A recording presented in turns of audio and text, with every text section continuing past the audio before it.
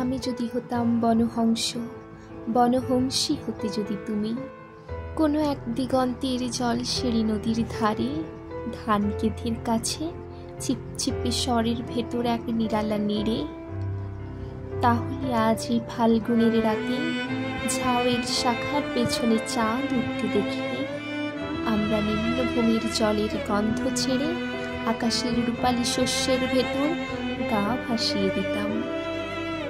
তোমার পাখনায় আমার পালক, আমার পাখনায় তোমার রক্তের স্পন্দন।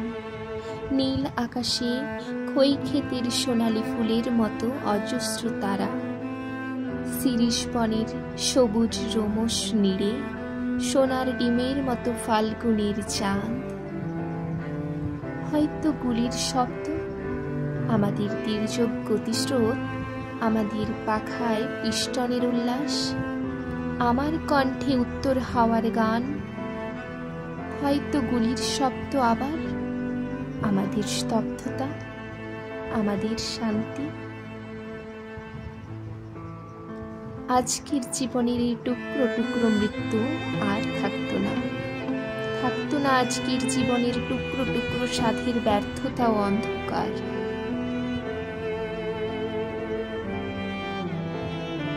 আমি যদি হতাম বনহংস, বনহংসী যদি হতে তুমি, কোনো এক দিগন্তের জলসেরি নদীর ধারে, ধান ক্ষেতের কাছে ছিপছিপ স্বরের ভেতর এক নিরালা নেবে।